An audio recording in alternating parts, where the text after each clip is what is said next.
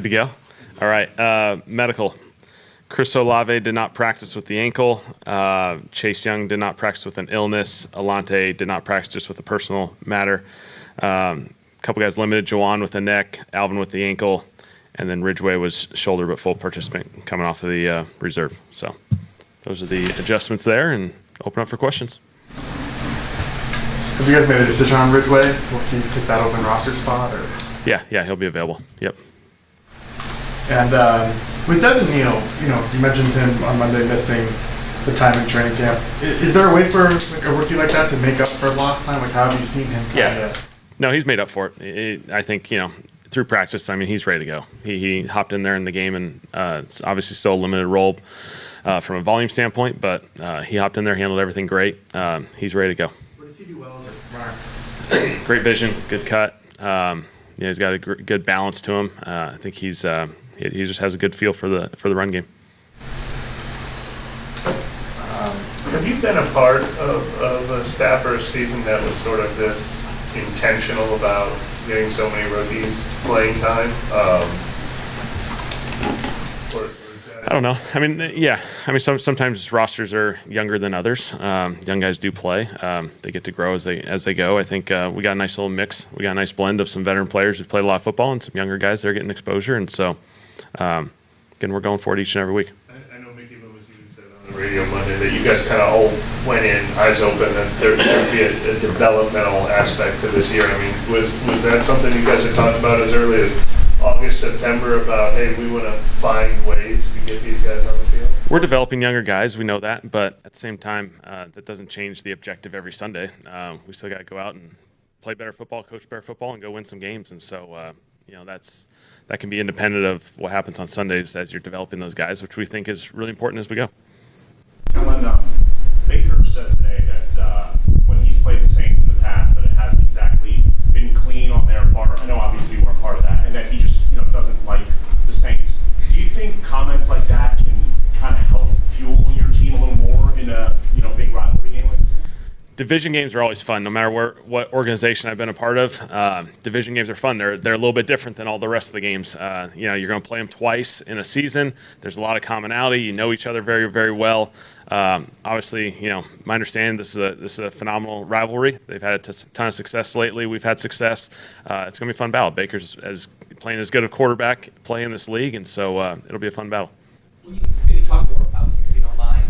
I think we asked you every week about your thoughts on the opposing quarterback as a former quarterback, but just his journey is kind of unique in finding his way where he is now. Yeah, a ton of respect for Baker's journey. To go have success in Cleveland, have to navigate some things through a couple of years there, going to a couple other spots, and then coming out on top in Tampa and playing just phenomenal football. Again, he's playing as well as anyone in this league.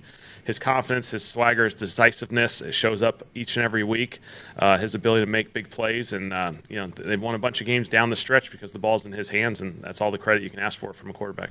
With Blake, is there a clock on the patience of allowing him to get himself out of it, but also not hitting the points and maybe not putting yourself in the best position to win because you aren't getting those? Yeah, we got to be more successful there. Blake knows it. We got to keep going. We got to keep going. Do kickers miss some shots at times in this league? Yes, and so there's a lot of guys who have grown through these, get through it, have a ton of success on the other end of some adversity, and so we feel like Blake's can get there, and we have a lot of confidence in him. Do you anticipate Quincy Riley continuing to start even after Isaac Yadim is fully healthy?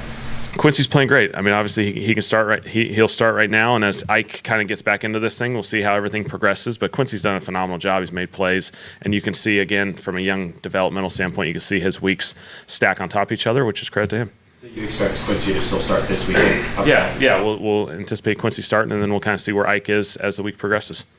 I was going to say, what makes it so difficult facing a Todd Bowles defense? Continuous stress on you mentally, just from a threat of pressure, a threat of multiple looks.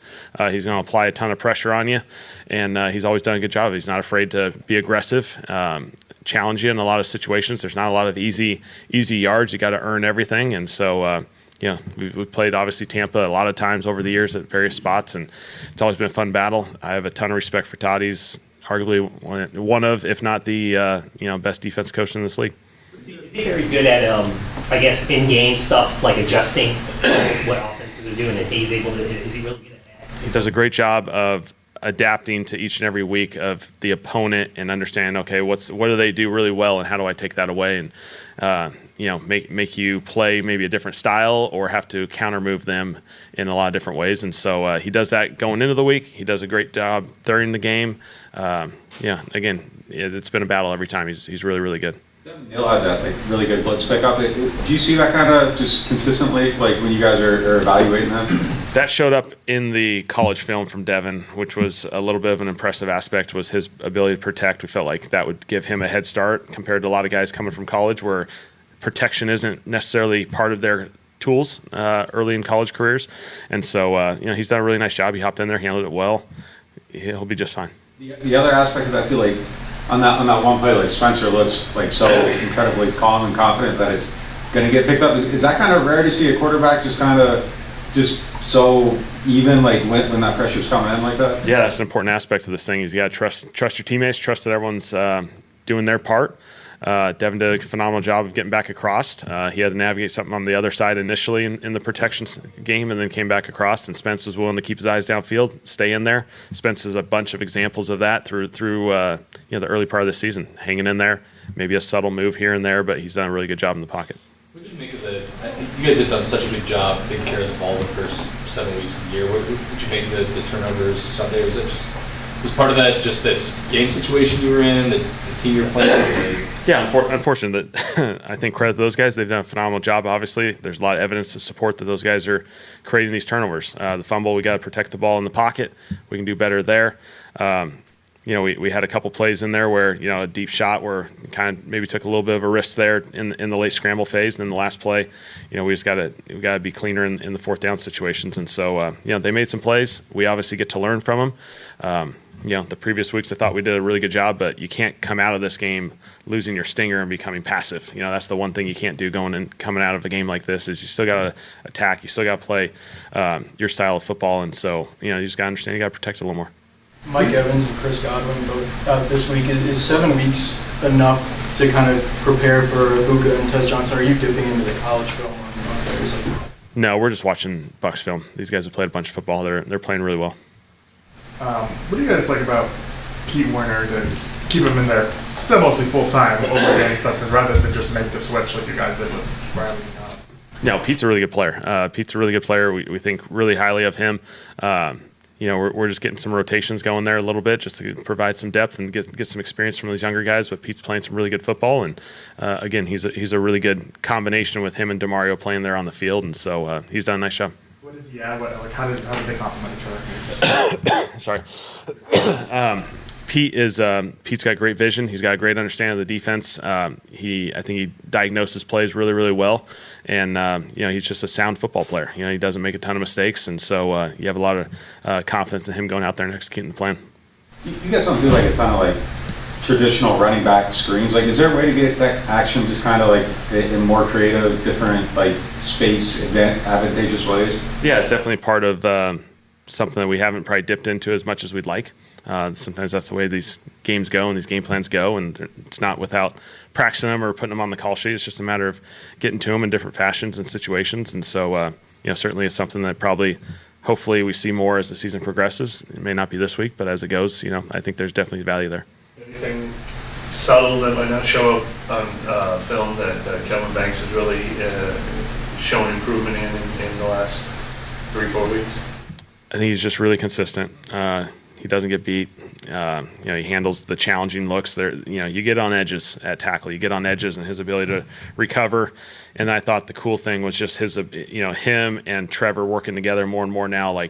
Their communication is getting really, really good. The deep pass to Chris Olave, really, it's Kelvin communicating with Trevor to get the O-line to squeeze the blitz and leave the defensive end who's dropping. Ultimately, they give us the opportunity to throw the deep shot. If not, we have a protection challenge there inside with 3 guys blitzing inside the A-gap. And so their ability to see it, diagnose it. Kelvin's really the main guy that gets it going. And so I think he's playing with a lot of confidence now.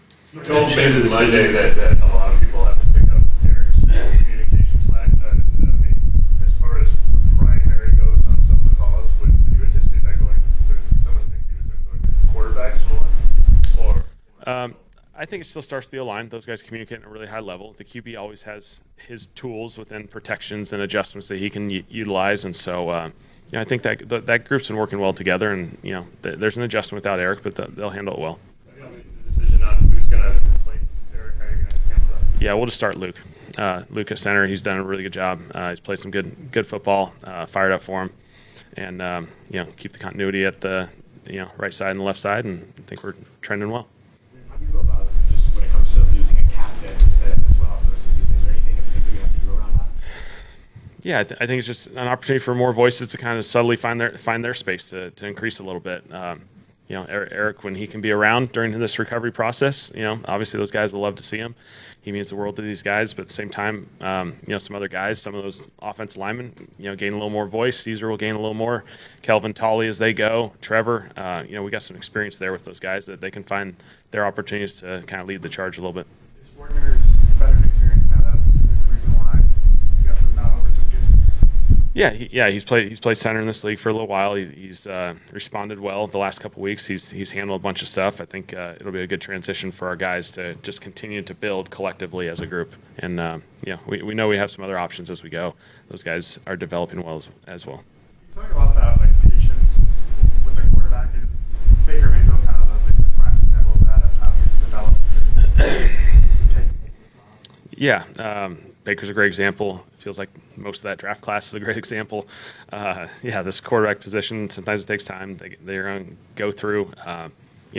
This is an awesome opportunity for Spence. You deal with the adversity game, and you get to respond. And so, all these guys have gone through this. I think you're continuing to develop these guys, and they'll continue to grow. Feel really effective in scramble drill defense with plaster. Mm-hmm. Is that something that you spend more time on when you're going against the Caleb who and Baker kind of did the same thing at times? Yeah, I thought our defensive staff did an awesome job last week, really emphasizing that phase of it. I thought our back end executed at a really high level. You watch those clips over and over, and there's not guys breaking free in those scramble phases. Our guys, stayed attached really, really well. Our rush continued to, Caleb's going to extend plays. That's how he plays, and certainly a lot of the quarterbacks in this league are going to extend plays. And so the D-line has to just keep coming, keep going after it. They'll find a way to get there, and then that back end did a really good job. On the scramble drill, what's the coaching point on that? What are you guys trying to do different in that situation? Defensively? No, offensively, where Spencer threw the pick. Yeah. What are you guys trying to do differently? Yeah, you're always trying to find green grass. There's kind of a guideline system that we have in place, and so the most important thing is about finding grass and finding space and working back towards the quarterback. And when you do have those deep shots, you don't want to not take them, but you got to see the other element of that. A lot of times those turnovers always happen. Jonas had one against Buffalo. It was a very similar play where those balls deep outside the numbers, these safeties are really talented, really athletic, and they can get to those throws if the ball's up in the air long enough. Spencer seemed to almost point did he telegraph it at all, where he wanted to go? I thought the safety did an excellent job breaking on it. Yeah, and then that's a challenging throw as you're moving to your left as a righty QB and you're trying to get it downfield. And have we seen those plays executed? Yeah, you've seen those plays turned into big plays, but there's obviously risk that came as a result of that as well. Is that a throw you want to see made in that moment? I think you just got to see the safety. It's first and second down. It's not got to have it moments. And so in a perfect world, you're finding another completion, moving on to the next play. Did Eric and Kendrick have surgery for their injuries in the past? Is that something you anticipate happening? Yeah, they'll have surgery soon, and so they'll be on their plans. Kellen, when you see a guy like Baker and his ability to scramble drill seems to be something that's almost like Houdini. Is there, from your experience, is that just an innate feel? I know you don't coach it, but I mean, some guys have had that ability to make something out of nothing. Yeah, there's a lot of instinctual elements to it, just because, you compare it a lot of times to fast break basketball. And, there's guidelines to, everyone was introduced to basketball and the fast break and, the 1 goes here and the 3 goes here. And okay, cool. Everyone learned that fast break drill as a kid, but there's a lot of intuition and instincts that go into that thing, and you know, he does a phenomenal job. Baker's always made plays this way. I think when you look at what our league's becoming, and a lot of these top quarterbacks, you know, they do make these explosive big time plays in the off schedule component. You just look at a lot of these guys, and so Baker's leading the charge. He's done a phenomenal job of it. You know, going all the way back to college, you know, it showed up. He's continued to do it in a really talented way, and so you know, it's a challenge. It's a challenge for defenses because you can say, okay, great, we covered the initial play. Well, here comes the second part of the play, and this is just as explosive as the original play was. And so, you know, the time clock's different, the effort's different. It's got to keep going. And so, credit to Baker, he's doing a phenomenal job with it. Thanks, Kellen. All right, thanks, guys.